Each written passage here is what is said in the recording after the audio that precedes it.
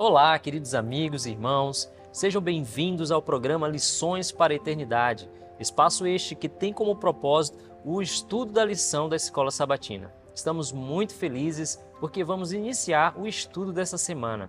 Eu me chamo Harry e eu sou seu anfitrião nesse estudo. Eu quero lhe agradecer por nos prestigiar com a sua audiência e eu faço o convite para que você compartilhe esse vídeo, deixe o seu like, nos ajude a levar essa mensagem para mais pessoas. Nós estamos estudando a última lição deste ano, que tem como tema Temas do Evangelho de João. É um estudo dos temas do livro de João, um estudo maravilhoso. E nós estamos estudando a lição de número 12, é o que nós vamos ver esta semana. E para nos ajudar nesse estudo, eu estou aqui com o nosso querido irmão Daniel Timóteo. Seja bem-vindo, meu irmão. Obrigado, Harry. É um prazer estar com vocês novamente para poder estudar a Palavra de Deus e agora como convidado e o Harry agora como apresentador. É um prazer estar com vocês para mais esse estudo maravilhoso da Palavra do Senhor. Amém. Glória a Deus. Queridos irmãos, desde já eu peço, peguem suas Bíblias, vamos estudar a Palavra de Deus, vamos aprender esse conteúdo maravilhoso, porque a mensagem dessa semana é a mensagem mais poderosa de todos os tempos. Eu posso garantir que é a mensagem que o universo inteiro quer entender, porque é a mensagem da morte e ressurreição de Jesus. Mas para iniciar, necessitamos fazer uma coisa muito importante, que é a oração. Querido irmão, você poderia orar para nós, para iniciar esse estudo? Vamos orar. Eterno Deus e poderoso Pai, Criador dos céus e da terra, entramos em Tua presença novamente para Te suplicar a bênção do Senhor. Amém. Sobre o estudo que faremos neste momento da lição da Escola Sabatina. Sim. Ajuda-nos a lembrarmos aquilo que já estudamos, sim. Aquilo que já aprendemos e comunicar da melhor forma aqui e compartilhar aqui com os nossos queridos irmãos a Tua verdade. Que o Senhor possa nos dirigir com o Teu Divino Espírito Santo. É o que suplicamos em nome de Jesus Cristo. Amém. Amém.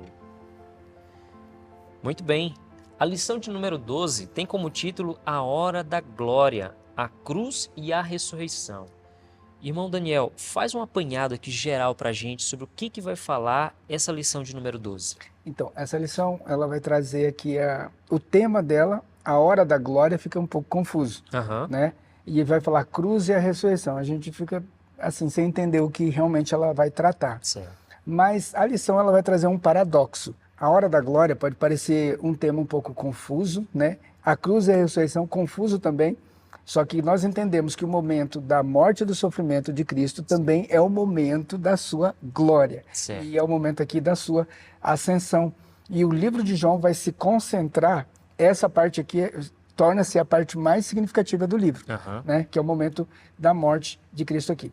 Eu até ia mencionar o livro de João, capítulo 17, Jesus fala assim, Pai, glorifica o Teu Filho, para que Ele possa glorificar o Senhor também. E Ele fala, é chegada a minha hora. Tem um momento que Ele vai fazer, vai transformar a água em vinho, no começo do Evangelho, e Ele fala assim, para a mãe dele, ainda não é chegada a minha hora.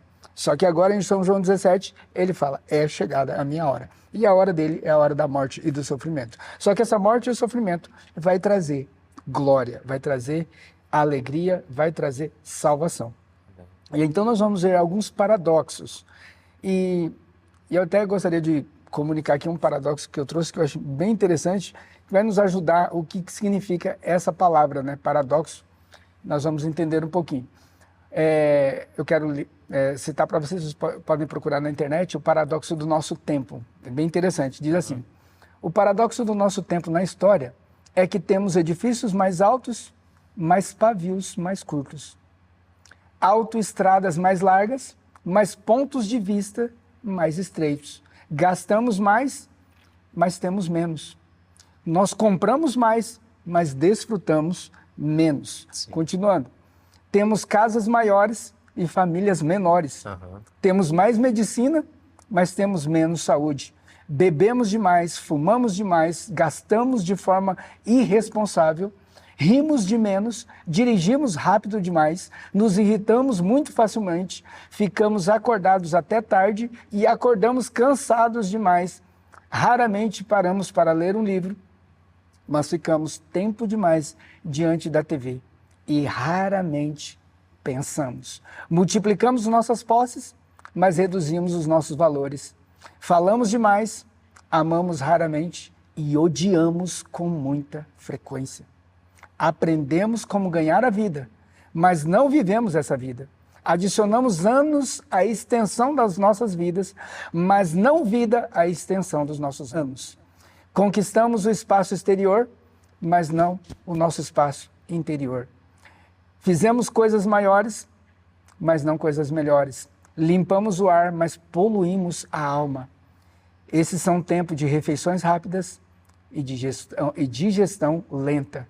De homens altos, mas de caráter baixo. Lucros expressivos, mas relacionamentos rasos. Esses são tempos em que se almeja a paz mundial, mas perdura a guerra nos lares. Temos mais lazer, mas menos diversão.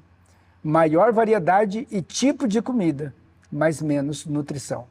São dias de 2 fontes de renda, mas de mais divórcios, de residências mais belas, mas lares quebrados. São dias de viagens rápidas, fraldas descartáveis, moralidade também descartável, ficadas de uma só noite, corpos acima do peso, pílulas que fazem de tudo, alegrar, aquietar e até matar.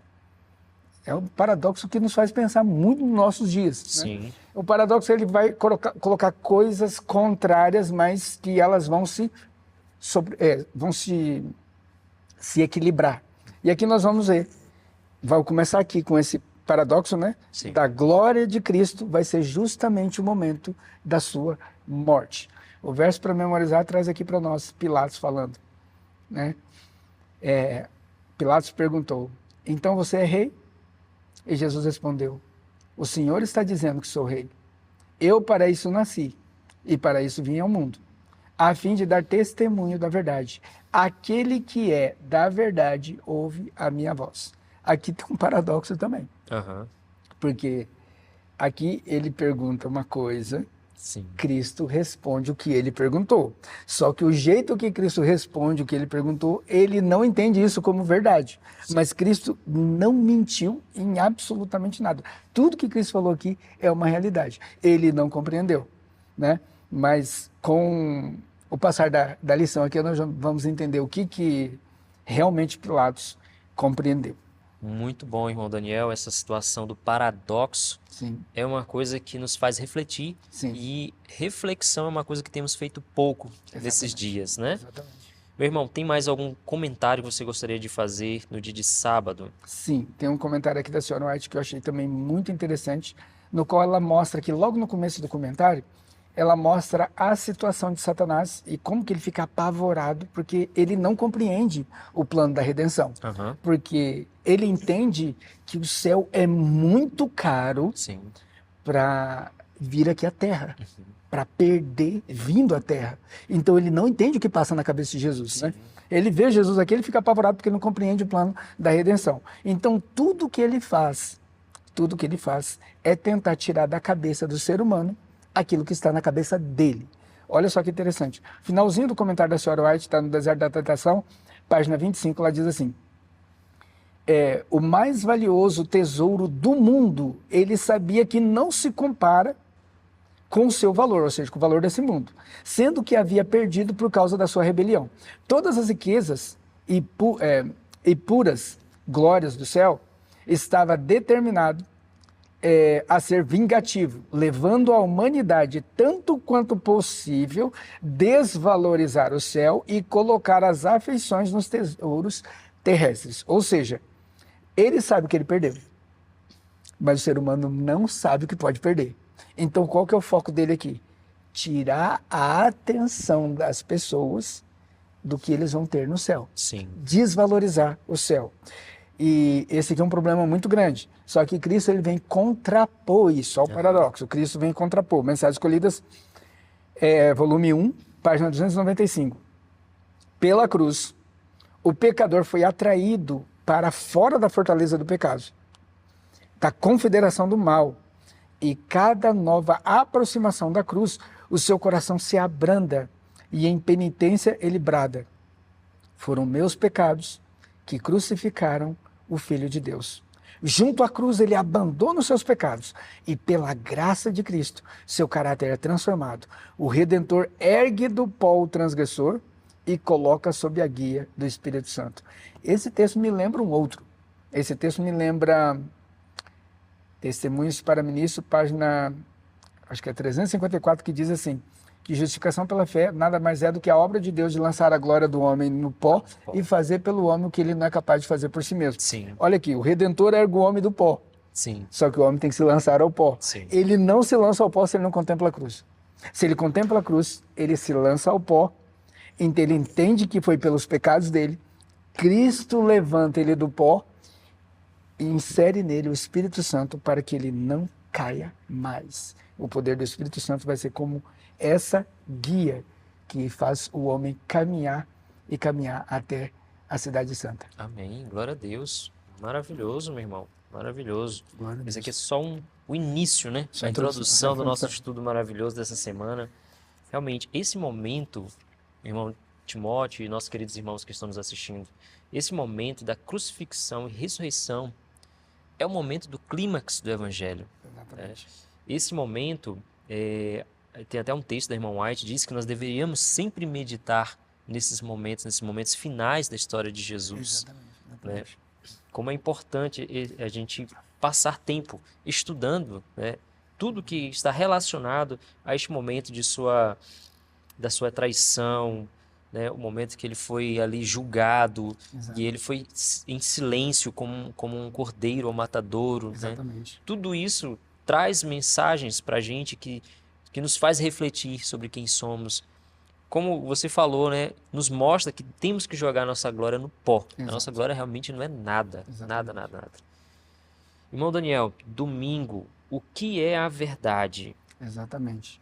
Aí tem um texto aqui para nós analisarmos, né? É João 18, do 33 ao 38. Aqui então, é o diálogo aqui de Jesus com Pilatos, né? Pilatos. Você vai ler para nós? Eu leio aqui.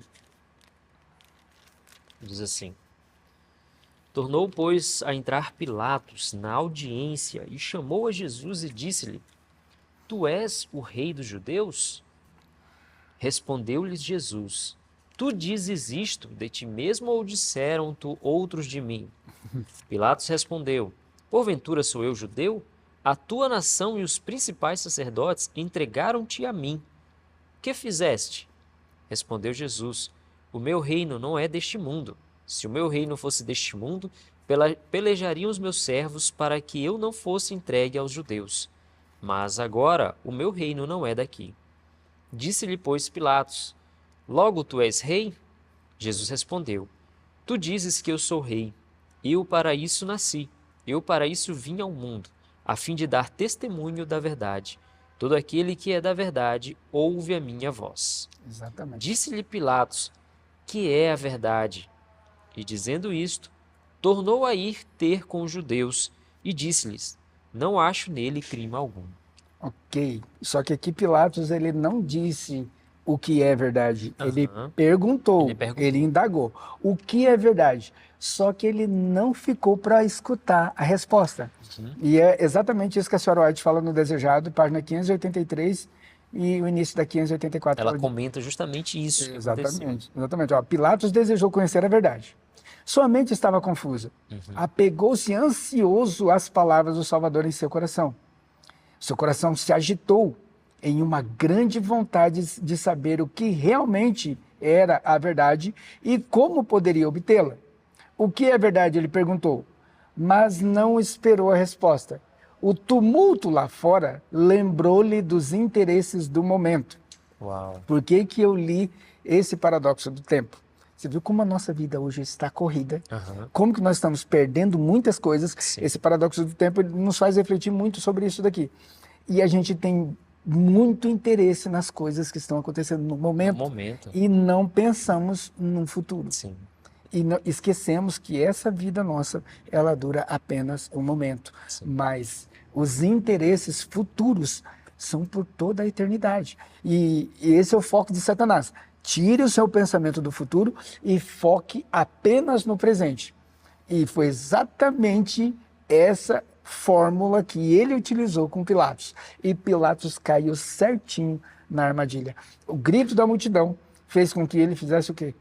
Distraísse da resposta e fosse tentar atender o quê? A multidão. O barulho. Sim. Aquilo que estava realmente acontecendo ali. E ele teve um momento que, se fosse num filme, é como se a cena parasse na conversa dele com Cristo. E ficasse tudo em silêncio. Mas, de repente, ele voltasse assim e escutasse o barulho, desconcentrasse de tudo e perdesse a sua oportunidade. Sim. Ele perdeu ali a oportunidade. Você pode ver que nos outros, diante das outras pessoas por quem Jesus passou, Jesus não parou tempo para conversar. Não teve tempo para conversar com Anás nem com Caifás. Com Pilatos ele demorou um pouco de tempo para conversar. Ali ele tinha a oportunidade.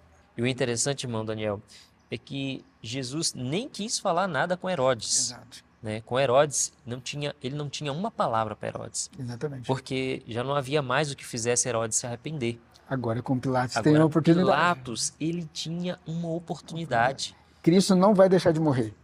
Só que não precisava ser Judas. Sim. Cristo não vai deixar de morrer, mas não precisava ser Pilatos. Exatamente. Podia muito bem ser outra pessoa. Então aqui ele tem oportunidade. E aqui eu faço um parêntese aqui para aqueles que acreditam na predestinação. Se houvesse predestinação, Cristo não pararia tempo para conversar e dar oportunidade para esse homem. Se ele fosse condenado à destruição eterna, Cristo não perderia tempo com ele. Como não perdeu com os outros, que os outros não tinham chance de salvação, porque eles não queriam, o coração estava fechado. E aí, com base no seu comentário, que eu entendi é que Pilatos perdeu a sua oportunidade. Exato. Por conta das coisas do momento. Exato. Seria isso. O teor da conversa deles é reinado, testemunho e o que realmente é verdade. Né? E é exatamente o que está. O teor da conversa, o auge da conversa está aqui no verso para memorizar. Só que tem uma coisa aqui no livro de João que eu acho muito interessante, que a lição pontuou aqui, que eu achei bem interessante de comentar. Diz assim, que Pilatos então perguntou o que é verdade, mas não ficou esperando a resposta, em vez disso saiu para tentar salvar Jesus da multidão. Até numa boa intenção. Só que quando você não se concentra ali no que realmente está em jogo, você perde a oportunidade. Ele saiu para salvar o quê? Jesus com a sua própria força. E hoje tem pessoas fazendo a mesma coisa, tentando defender a Jesus com suas próprias forças. Cristo não precisa de quem o defenda. Cristo precisa daqueles que testemunhem dele. É disso que ele precisa. Então, olha só o que a lição vai trazer aqui para nós. Alguns textos do livro de João. A verdade é um dos temas centrais do Evangelho de João.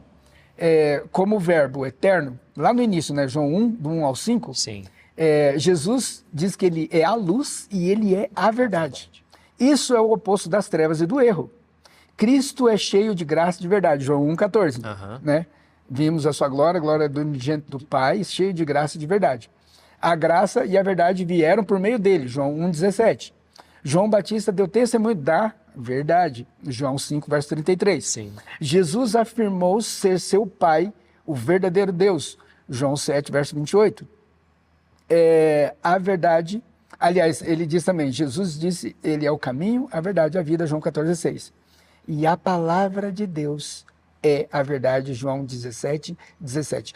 O livro de João inteiro, o foco é a verdade. E Pilatos, neste momento, teve a verdade na sua frente. E ele perdeu a oportunidade de conhecer mais sobre a verdade. Uau, é impressionante. Esse ponto é bem interessante, irmão, porque lembra também, por exemplo, o caso de Maria, né? Marta e Maria. Né?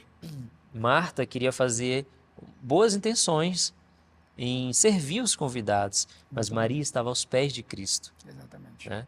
Então você pode ver que Pilatos tinha uma boa intenção, mas infelizmente aquilo ali foi o ponto, né? Pilatos poderia ter tido uma vida transformada. Todos nós vamos passar por um momento decisivo. Nesse momento a gente tem que optar por Cristo, optar pela verdade. Só que nós precisamos nos preparar, porque o momento de prova a gente nem imagina. Sim. Às vezes você vai, naquele momento você pode selar sua vida por toda a eternidade. Sim. Né? E aqui ele teve a chance. É a mesma coisa que Judas no momento em que Cristo tomou ali a água, tomou ali a toalha e começou a lavar os pés dele. Sim. Era a oportunidade dele. Cristo ia ser traído, ia ser morto do mesmo jeito, mas ali ele tinha a chance para dizer, não, não vou ser. Sim. Só que ele, infelizmente, escolheu o lado errado. E uma coisa também que é interessante, essa pergunta, o que é a verdade, nós poderíamos fazer todos os dias, né, para nós mesmos refletir sobre o que é a verdade, para trazer para a nossa vida espiritual todos os dias para um enriquecimento, para um fortalecimento espiritual. Sim, né? com certeza. A resposta. Vamos partir então para a segunda-feira, que tem como título Eis o Homem. Né? Exatamente. E aqui diz para nós lermos João de 38 a 19:5, e a pergunta que é feita é: como Pilatos tentou persuadir o povo a pedir a libertação de Jesus? Disse-lhe Pilatos, que é a verdade. E dizendo isto, tornou a ir ter com os judeus e disse-lhe: não acho nele crime algum. Mas vós tendes por costume que eu vos solte alguém pela Páscoa. Quereis, pois, que vos solte o rei dos judeus? Então todos tornaram a clamar, dizendo: este não, mas Barrabás. E Barrabás era um salteador. Pilatos, pois, tomou então a Jesus e o açoitou. E os soldados, tecendo uma coroa de espinhos, lhe a puseram sobre a cabeça e lhe vestiram roupa de púrpura. E diziam: salve, rei dos judeus, e davam-lhe bofetadas. Então Pilatos saiu outra vez fora e disse-lhes: eis que vou-lo trago fora, para que saibais que não acho nele crime algum. Saiu, pois, Jesus fora, levando a coroa de espinhos e roupa de púrpura, e disse-lhes Pilatos: eis aqui o homem. Faço uma pergunta para você. Não vejo nele crime algum. Então por que eu entrego ele para ser açoitado? Para ser caçoado? Então, esse ponto aqui já fez com que Pilatos demonstrasse fraqueza. Sim. Era um homem fraco. Por quê? Ele é um fraco moral, fraco de caráter. E nesse momento aqui, a multidão, na verdade não era a multidão, na verdade eram os anciãos e os sacerdotes.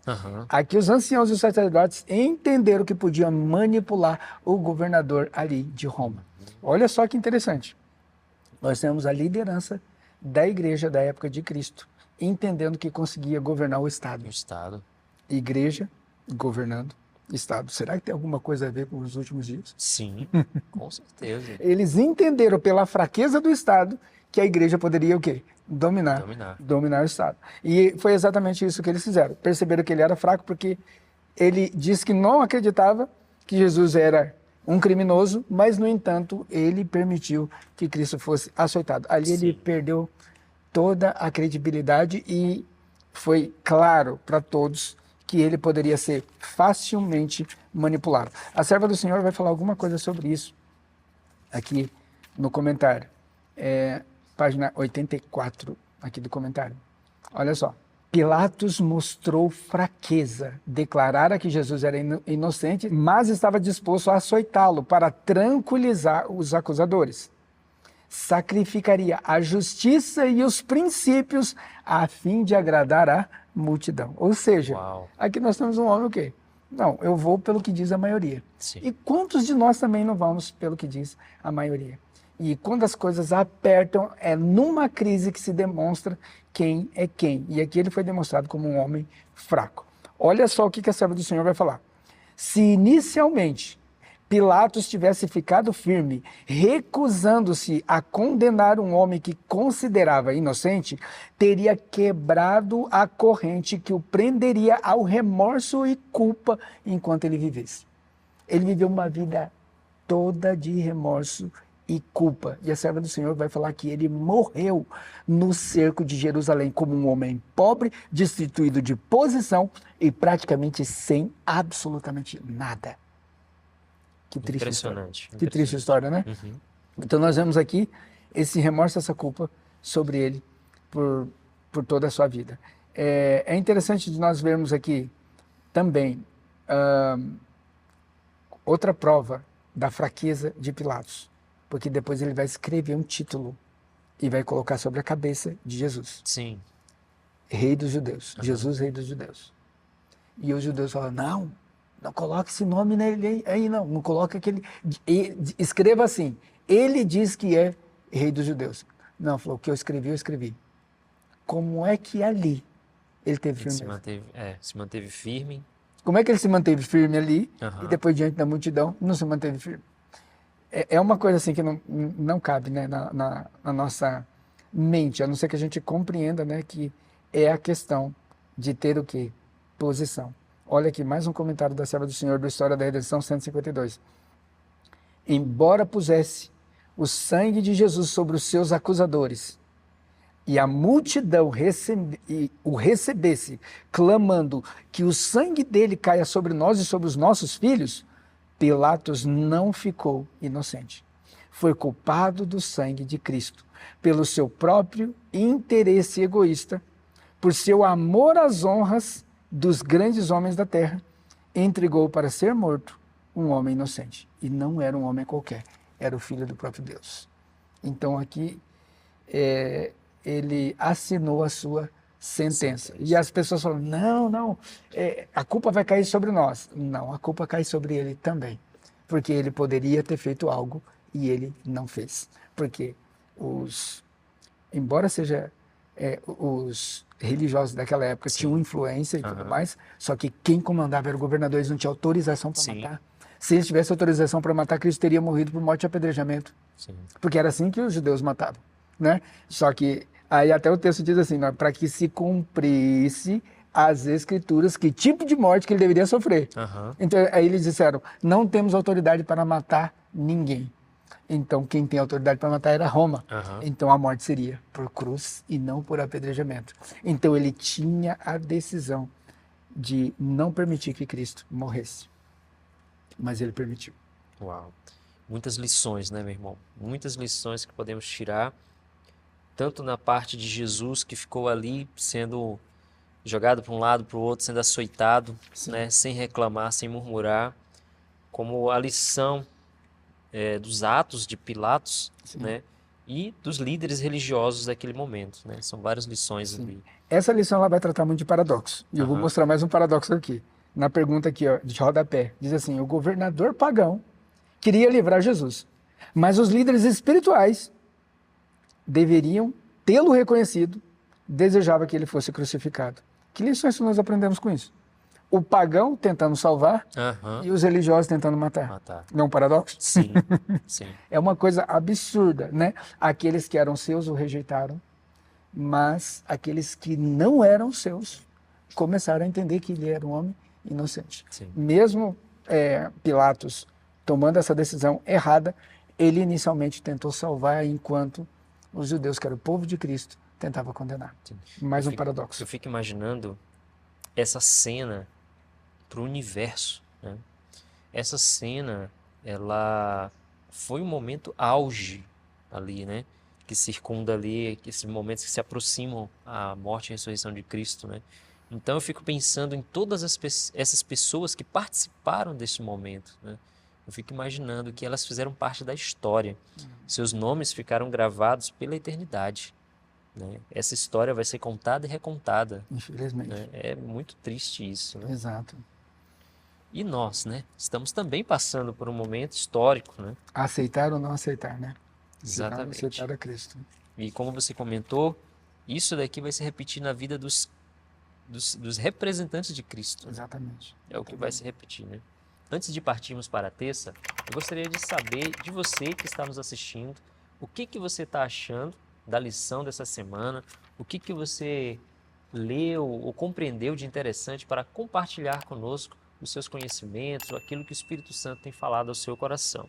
Nós temos visto aqui muitas lições e eu espero que essas lições possam estar tocando o seu coração para você tomar decisões certas ao lado do Senhor Jesus e ao lado da verdade e da justiça também. Muito bem, terça-feira está consumado. O que é esse estar consumado, irmão Daniel? Qual é esse momento que nós vamos estudar na terça-feira? Exatamente. Aqui ele vai falar, aqui é o auge da história. Aqui realmente chegamos ao auge da história. Certo. Quando ele fala está consumado, o significado da palavra é está pago. E a lição coloca mais outros significados aqui também. Ela coloca mais outros significados, que é está terminado, está completo, está executado. Isso significa está consumado. Ou seja, a missão foi cumprida. A missão foi cumprida. E a gente fica pensando, puxa, como assim a missão foi cumprida? O sacrifício foi entregue e o sacrifício foi feito. Ele ainda não sabia que tinha sido aceito, mas o sacrifício tinha sido feito. E esse é o momento em que ele diz, está consumado. Só que antes desse momento, Cristo quer nos ensinar uma lição aqui também. Antes de completar a missão. Ele compreende uma coisa muito importante. A serva do Senhor, falando aqui no comentário, eu não vou ler o comentário que é um pouco longo, começa a descrever um pouco aqui da cena triste ali do Calvário. E que a mãe de Jesus está quase a ponto de desmaiar, de sofrimento, de angústia, de dor, de sofrimento. Só que o autor do livro de João estava ali. E ele viu toda a cena. E Jesus ali, um pouco antes de consumar, antes do estar consumado, ele realiza ali a sua última missão. E ele fala, mulher, eis aí o teu filho, rapaz, eis aí a sua mãe. E a Bíblia diz que a partir daquele momento, o discípulo amado tomou a mãe de Jesus para sua casa, recebeu-a em sua casa e começou a cuidar dela como se fosse a sua mãe. É interessante de ver aqui que não só a parte bíblica, ela conclui por aqui, só que a serva do Senhor, ela vai além. Ela fala assim que João, no mesmo momento que ele falou isso, João pegou ela e tirou ela da cena. Para ela não ver o que estava passando, para ela não sofrer ainda mais. Então ele tirou ela daquela cena triste, daquela cena cruel. Foi exatamente o que Cristo fez para que ela não visse aquele momento, a hora triste dele, né? E eu fico pensando aqui, como que Jesus, ele nos ensina a guarda dos mandamentos até na hora da sua morte? O que diz o quinto mandamento mesmo? Honrar seu pai e a sua mãe. E aqui ele conferiu honra à sua mãe, colocando ela sobre a tutela, né? Os cuidados do seu discípulo, o quê? Amado. Por que não deixou para Pedro? Por que não deixou para Tomé? Não.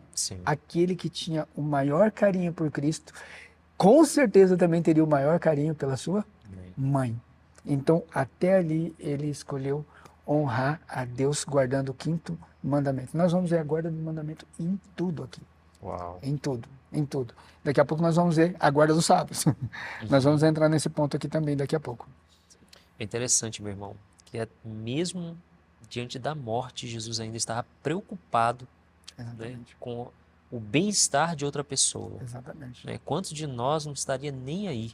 Né? Estaria somente preocupado com a dor e o sofrimento próprio. Né? Mas Jesus, até ali, aquele momento, ainda se preocupou com a sua mãe e ali tomou providências para ajudá-la. Né? Vamos partir então para a quarta-feira, que diz assim, o túmulo vazio. Qual é a relevância para nós do que é tratado em João 21:7? Isso. Se você quiser ler esse texto, é interessante e a gente vai ver alguns pontos nesse texto que vão nos trazer bastante luz aqui sobre essa pergunta 5. Certo, então diz assim.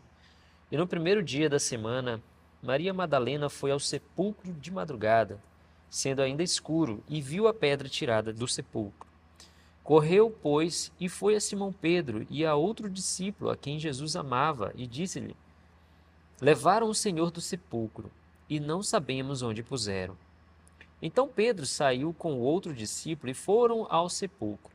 E os dois corriam juntos, mas o outro discípulo correu mais apressadamente do que Pedro, e chegou primeiro ao sepulcro. E abaixando-se, viu no chão os lençóis, todavia não entrou. Chegou, pois, Simão Pedro, que o seguia, e entrou no sepulcro, e viu no chão os lençóis, e que o lenço que tinha estado sobre a sua cabeça não estava com os lençóis, mas enrolado num lugar à parte. Então aqui nós vamos entender algumas coisas aqui sobre o túmulo. Certo. Vazio. E o que diz esperança, né? E qual que é a relevância desse túmulo vazio aqui para nós? E eu destaquei algumas coisas. Primeiro, um túmulo vazio. Não é só um túmulo vazio. É um túmulo também aberto. Uhum. Um túmulo que estava guardado por guardas, agora não tem guarda nenhum. Um túmulo que tinha uma pedra, agora a pedra estava revolvida. Sim, uma pedra então, aqui já começa mexer. Exatamente, aqui uma pedra que seres humanos assim teriam dificuldades para remover, mas estava o quê? Removida. Uhum. Outra coisa, encontra um túmulo que não tem o morto. Então nós vemos aqui algumas coisas interessantes. Alguns símbolos do reino de Cristo. Olha só. Primeiro, aqui tem um símbolo de força e de poder, porque foi removida a pedra. Sim. E foi trazido alguém da morte. Sim. Então aqui mostra que o reinado de Cristo é um reinado de poder, é um reinado de força. Só que é um reinado também de simplicidade. Olha o paradoxo. Uhum. Um reino de muito poder, sim, só que um reino de coisas minúsculas e detalhadas. Por exemplo, que aqui tem zelo e ordem e tem detalhes. Sim. Por exemplo, qual era a importância de dobrar um lençol? Nenhuma nesse momento, né? Deus está mostrando que ele é um Deus de detalhes, de ordem e de muito zelo. Sim. Então aqui você vê um reino de força, mas um reino de simplicidade e de detalhes. Uhum. Então você vê a complexidade do reino de Cristo. E agora, só puxo um pouquinho para trás para a pergunta da nossa lição.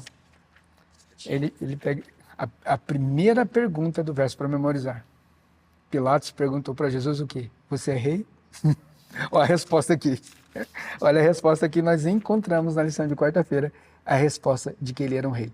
Porque aqui tinha insígnias reais. No túmulo, aqui tinha insígnias reais. E nós vamos ver isso no comentário da Serva do Senhor. Olha só que interessante aqui. Diz aqui, lição de quarta, né? Uhum. Jesus finalmente descansou. Isso está no Desejado, página 617. Finalmente descansou. Havia terminado o longo dia de sua humilhação e tortura. Quando os raios do sol poente deram início ao dia de sábado, o Filho de Deus estava em repouso no sepulcro de José. Concluída, né? Paga, consumada. Sim. A sua obra, as suas mãos cruzadas em paz descansavam durante as horas do sábado, guarda do sábado. Vimos aqui a guarda do quinto mandamento, Sim. Cuidado com a mãe. Vimos aqui a guarda do quarto mandamento, a guarda do sábado. Olha só que interessante. No princípio, o pai e o filho repousaram no sábado após a obra da criação. Agora o finalzinho do Desejado 617. Agora Jesus descansava da obra da redenção. No túmulo, ele guardando o sábado, descansando no início da obra da criação e agora da obra da redenção. Olha só que interessante. Tem mais coisa aqui. Os discípulos correram para o túmulo e verificavam que ali havia ocorrido, como Maria tinha dito. Viram a mortalha e o lençol, mas não acharam o Senhor. No entanto, ali mesmo havia evidências de que ele ressuscitara. As vestes mortuárias não estavam jogadas e desarrumadas em um canto, mas cuidadosamente dobradas, cada uma em seu lugar. Uau. Cada um dos tecidos que cobriram ali Jesus estavam dobradinhos e guardadinhos nos seus devidos lugares. Tem uma pergunta agora. João era o que estava cuidando da mãe de Cristo. Sim. Ele conhecia bem o mestre ou não? Sim. Ele sabia que o mestre era um homem de detalhes? Com certeza. Então agora, olha só que interessante. O próprio Cristo arrumou as vestes mortuárias com todo cuidado. Também está nos Desejados 674. Uhum. Quando o poderoso anjo havia descido ao sepulcro, uniu-se a ele outro que estivera com seu grupo, guardando o corpo do Senhor. Enquanto o anjo do céu removeu a pedra, o outro entrou no sepulcro, desatou os panos que envolviam o corpo de Jesus, porém foram as próprias mãos do Salvador que dobraram cada peça, colocando-as em seu lugar. É muito detalhe. Deus se preocupa com tudo. Ao seu olhar, que guia tanto a estrela quanto o átomo, cada coisa tem a sua importância. Ordem e perfeição se manifesta em todas as suas obras. E eu coloquei aqui, isso são insígnias da realeza de Cristo.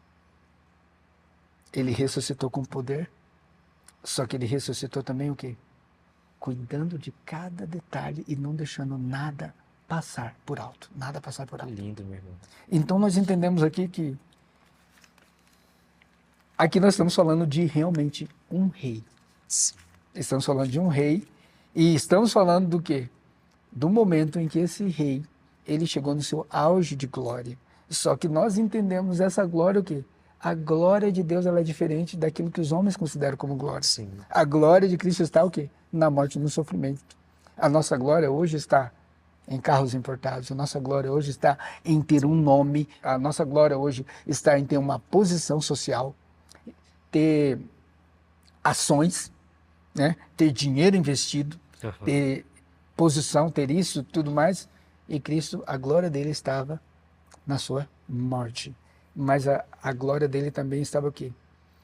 Na vitória sobre o pecado e na vitória sobre Satanás. Que no momento em que ele entrou em batalha, parece que ele perdeu. No momento que ele entrou em batalha com Satanás. Porque Satanás instigou toda aquela multidão. Crucifica, crucifica, crucifica. E apertaram Cristo até o momento da sua morte para que ele blasfemasse ou para que ele pecasse, pelo menos em pensamento. Mas isso não aconteceu. Amém. Então, nosso Salvador saiu como vitorioso. E aqui vai mostrar, né, o próximo texto, né, vai falar como que o discípulo creu. Por que João creu? Porque João viu aquilo e falou assim, espera aí, isso aqui tem detalhes que é o meu mestre que fez isso. Só ele poderia ter feito. Só ele que faria coisas desse tipo. As evidências, né? Exatamente. Essas evidências, elas não são novas. Porque se você pegar o início do Desejado, vai mostrar o momento em que Cristo era criança e adolescente. E como ele trabalhava com José na carpintaria. E a senhora White fala que ele era perfeito na obra de construir cada móvel, cada peça que ele ia trabalhar. Ele era detalhista, cuidadoso, e ele fazia tudo com muito esmero, com muito carinho, e tudo saía muito bem feito. Então nós entendemos o quê? Que isso era um costume que Cristo tinha. Sim. E quando João viu isso, ele reconheceu, meu mestre não morreu. Ou se morreu, ele ressuscitou. Amém. Porque aqui tem insígnias da realeza. Amém. E aqui tem detalhes da personalidade do meu mestre. Por isso, naquele momento, diz que o discípulo creu. Meu irmão, eu fico arrepiado. Glória a Deus, né? Fico emocionado até. É maravilhoso. Extraordinário. Extraordinário. Vamos partir então para quinta-feira. Jesus e Maria. Qual situação mostra que Maria Madalena ainda não entendia o significado do túmulo vazio? Sim. João 20, verso 11. Isso, quiser ler, pode ir. E Maria estava chorando fora, junto ao sepulcro. Estando ela, pois, chorando, abaixou-se para o sepulcro.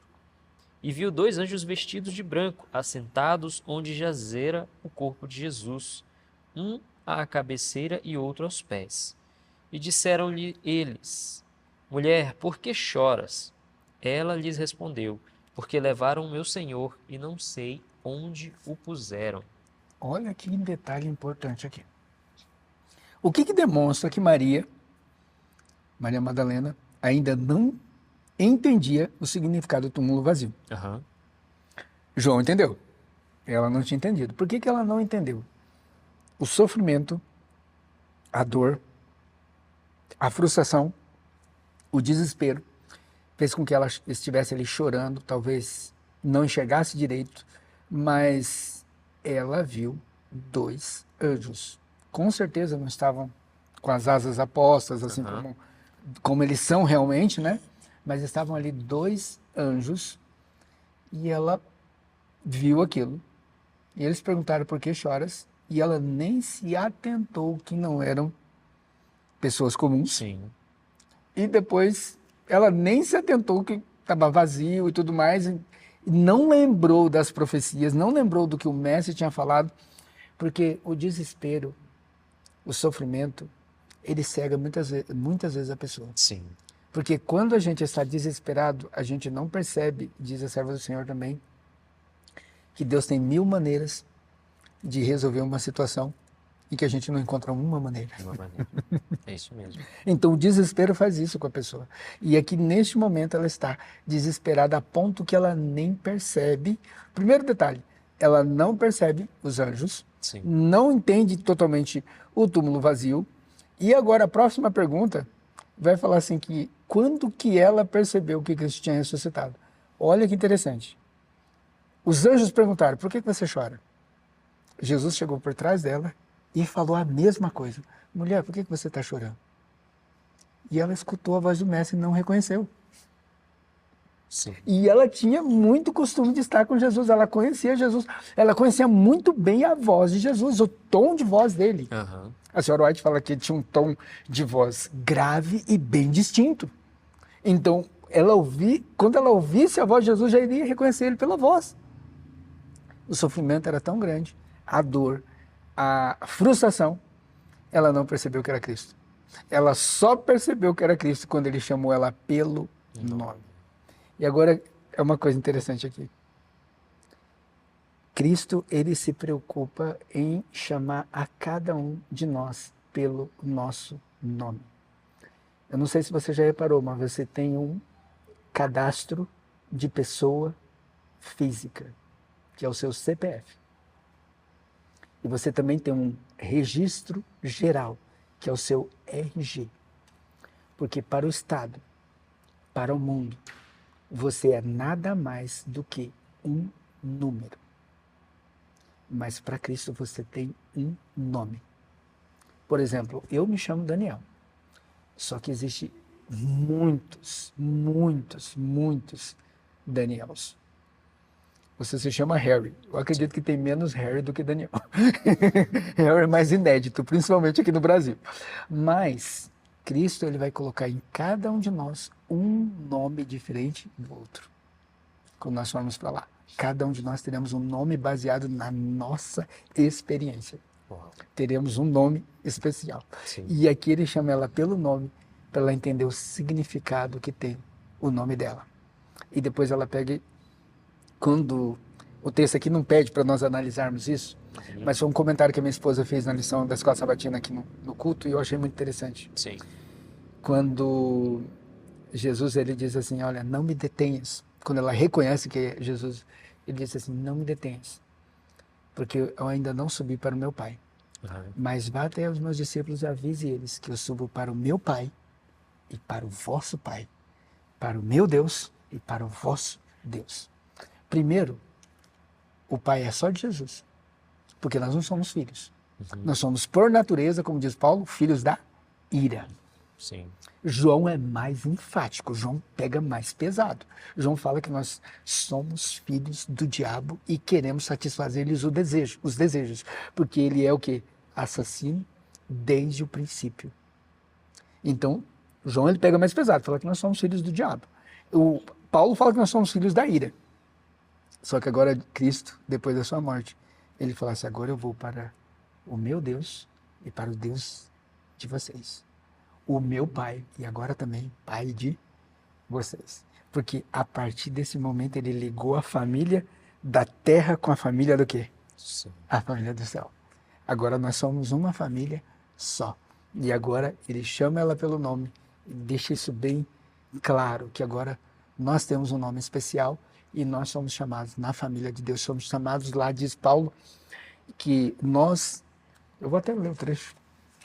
Sim. Trecho de Efésios, que eu gosto demais desse trecho, que fala sobre a questão de como é que nós somos chamados no céu.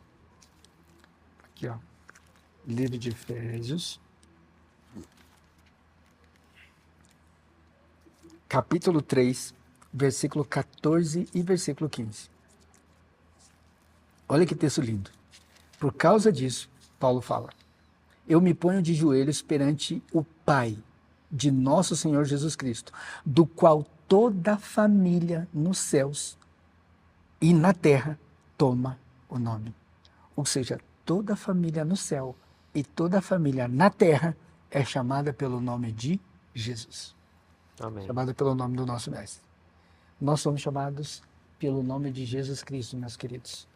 Se nós nos entregarmos plenamente nas mãos de Cristo, tomarmos a decisão no momento certo, não ficarmos assim, querendo posição, querendo isso, querendo aquilo, querendo agradar um, querendo agradar outro, não nos preocupando em agradar as pessoas, como se preocupou Pilatos.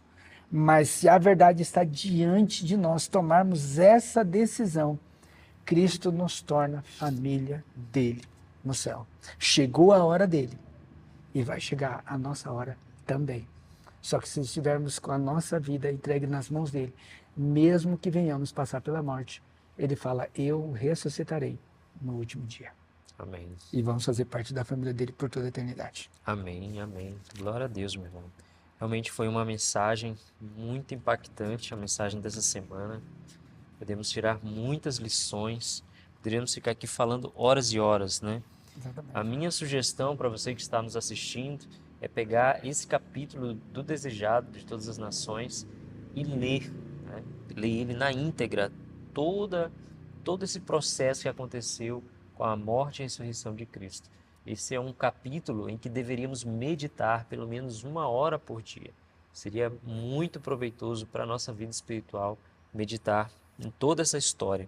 Cada vez que a gente lê, nós pegamos mais pontos interessantes, né? Detalhes que fazem uma grande diferença. Exato. Né? Eu queria pontuar só um último texto do Desejado, está na lição de sexta-feira, que é muito importante. E aí eu encerro aqui também. Desejado de Todas as Nações, página 758, que diz assim: Pilatos desejava libertar Jesus. Contudo, viu que não podia fazer isso e ainda conservar sua posição e honra. Em vez de perder seu poder no mundo, escolheu sacrificar uma vida inocente. Quantos, para escapar de prejuízo ou sofrimento, também sacrificam um princípio. A consciência e o dever apontam um caminho e o interesse egoísta aponta outro. E fica a pergunta: qual lugar que nós vamos escolher? Os interesses egoístas ou a consciência do dever cumprido e fazer aquilo que é certo? Aqui fica uma pergunta e eu encerro com esse último paradoxo que vai aparecer aqui. Pilatos, ele era o que mesmo? Um governador, certo? E um governador está diante de um rei. Quem que é maior? O rei. O rei. Sim. Certo? Só que o rei está vindo de onde? Do céu. Do céu. Então esse rei, ele tem o quê? Uma glória infinitamente maior do que a glória de um governador. Tem ou não tem? Sim. Ok, só que ele deixa essa glória e se rebaixa a ser julgado por um governador. Um governador que não é nada, porque Cristo pega e fala assim: você não poderia fazer nada se do alto não tivesse te conferido autoridade. Exatamente. Então ele é um governador que pode julgar o quê? Um rei. Um nada elevado a alguma coisa. E um tudo elevado ao nada. Olha o paradoxo. O rei diante do governador. E o governador trata o rei com displicência. E aqui fica uma coisa para nós pensarmos. Como é que nós estamos tratando o rei quando o livro de Apocalipse capítulo 3 diz assim: eis que estou à porta aí? Bato. Se alguém ouvir a minha voz e abrir a porta, eu entrarei em sua casa e cearei com ele e ele ceará comigo. E ao que vencer, assim como eu venci, deixarei que se sente no meu trono. Então aqui fica para nós pensarmos. Assim como o rei se rebaixou, que possamos também nos rebaixar. E não sermos arrogantes como o governador, mas entendermos que estamos diante do rei do universo e que devemos deixar ele entrar e fazer morada em nossa vida. Amém, amém.